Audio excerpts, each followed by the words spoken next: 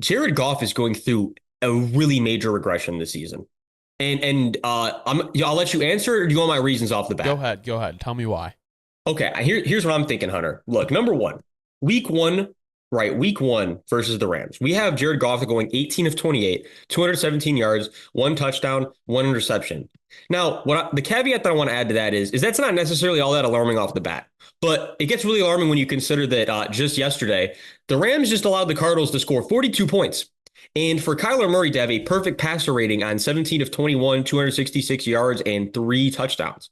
So let's just start with that by saying that, yeah, you know what? And to the point of our overreaction last week, yeah, the Rams do look like it's going to be not only an uphill battle, it looks like the Rams might be a bad team this year. Call it for what it is. I mean, right. So that's against a team where we're looking at them now like that wasn't even the competition that we thought they were. And that's still a bad game against mid competition at best currently.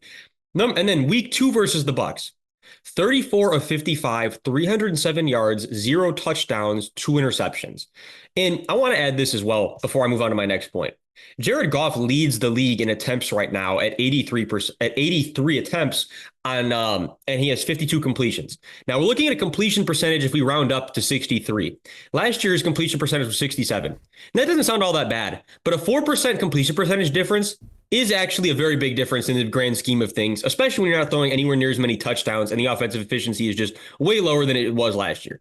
And what I want to start with next is this is kind of a little new tangent, but follow me here for a second because everybody's going to understand where I'm going with this. We'll take a look at Jared Goff's career development arc, excluding the rookie year, because again, rookie quarterbacks, it's rookie quarterbacks. But look, let's move on to Jared Goff's second year in the league. We're looking at a 62% completion percentage, 3,804 yards, 28 touchdowns to seven interceptions. And you're saying like, okay, he really made a jump. Like that's a really big jump. And then we go to the third year and we say, oh, wow, Jared Goff basically runner up for MVP, 4,688 yards, 32 touchdowns, 12 interceptions. What a really amazing year from Jared Goff. This team is absolutely on fire. This team should win the Super Bowl, right? And we know, and again, we know what happened. And then we go back over here and then to the fourth year, right? Where you see 4,638 yards, 22 interceptions, or 22 touchdowns, my apologies, to 16 interceptions. And we're saying, oh man, it's a pretty big regression. And then we go to the final year here in the LA 10 year where we see 3,952 yards, 20 touchdowns to 13 interceptions. And to his credit, that final year, 67% completion percentage, right? That was the highest of his tenure in LA, but the production just went way down. And you can see year by year the production and I'm trying to think of the right word here, but just the feel he had for the offense just kept getting lower and lower. And why I bring that up is because again, we're going to come over to the Detroit arc over here, and we're going to see first year in Detroit, 3,245 yards, 19 touchdowns, 8 interceptions. Now again, Detroit was a very bare bones team at the time. We didn't expect much, so that's completely understandable and to be expected. All right, and then the next year, that's that first big jump. 4,438 yards, 29 touchdowns, 7 interceptions, right? So, okay, very similar to that LA Rams tenure already. And then the third year is where you're like, oh, Jared Goff, again, right there in that MVP contention, leading the Lions. And you're like, he's their star player. He's the guy. 4,575 yards, 30 touchdowns, 12 interceptions on 60, again, back to that 67 magic number completion percentage. Well, then, Hunter, we come to this year. And literally exactly on the same timeline as the Rams timeline, this year looks like the year where right. So what am I trying to say? Well, I think what I'm trying to say, Hunter, is that Jared Goff, once teams get a beat on how to play him and the offense he is in, he makes no adjustments. He is as easy to read as a book. And that's the reality of Jared Goff. A And picture book. we knew this before. We let Ben Johnson's genius fool us, but now we're right back to square one. Am I crazy for saying this, Hunter, or is that exactly Okay. what we're witnessing So right now? here is my thing. I think you're overreacting a little bit, right? I think, but not. I don't think the proposition is crazy, and this is why I'll tell you that. Jared Goff, right, is a quarterback who is going to rely on his mental game over his athleticism to make crazy plays, right? And we know that in the modern league, like a lot of times that athleticism or natural talent can save quarterbacks from maybe lack of like mental game, right? But that's not to say you can't do either. Like both can coexist and be successful in the league. You just have to be truly elite at one, right? And I think when you look at Jared Goff and he was with McVay, right? He's with Ben Johnson. He's been with two very good play callers, right? I think what they do is they find a part of his game that they can fix. But like you were saying, once defenses start to kind of figure out his kind of quirks, he becomes much easier to defend. And this is kind of tough because when you look at PFF, right? PFF has them graded in run and pass blocking in the top 15, right? Run block, I think, is top 10. Pass block, I think, is 15. And the Detroit Lions have allowed the 17th most, the 17th highest quarterback pressure percentage in the league, which is, I don't want to, it's just, I don't want to say it's concerning, but it's more just kind of like, this was advertised as the best offensive line in the league, and it's new. They have new members, like whatever, right? Like it takes time. I get it, and it's not really that big of a cause of concern. My problem comes with the fact that we have seen this. This is a trend. If it happens twice, it's a trend, and I do think that he does have some down years, but it doesn't look good with the Rams, especially because of what the Cardinals did to them. And the Cardinals' offense is far less inexperienced, and their O-line probably doesn't even begin to compare to the Lions' O-line. The Bucs, I picked Detroit to win, but I had a sneaky feeling in my gut that Baker Mayfield was going to go in there and win the game. And in certain games, Dobbs, would you rather have Baker Mayfield or would you rather have Jared Goff? Because to me, Baker Mayfield is more of a gamer.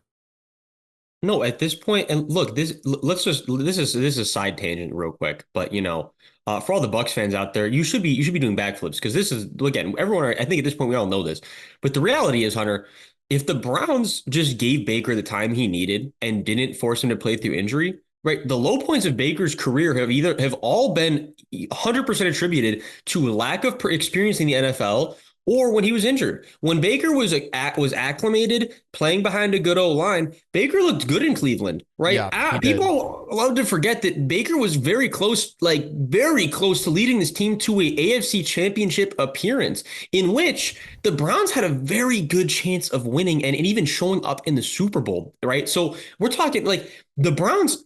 And that's before the Browns were the Browns now, where everything else is stacked minus the quarterback position, right? So the reality of the situation is, Hunter, yeah, Baker Mayfield was completely sold. It's right, just sold down and Yeah. and disregarded, but it was all due to things he couldn't control. And when Baker's in a situation where things are under control, he is a top 10 quarterback in the league. And honestly, arguing that at this point, it's just you're either a Baker hater or an Oklahoma hater. I mean, because truthfully, objectively, again, this is from a Saints You're a fan, baiter, right? dude. I You're a should have, baiter. yeah, you're a baiter. I should have no reason to sit here and be glorified Baker Mayfield, but guess what? I'm an objective football watcher, and I never will be anything else other than that. The reality is that Baker Mayfield's playing fantastic football, and Jared Goff is playing bad football. Though that's just objectively true at this point. So Jared Goff signed a massive extension this offseason. He has a potential out in 2028. Okay.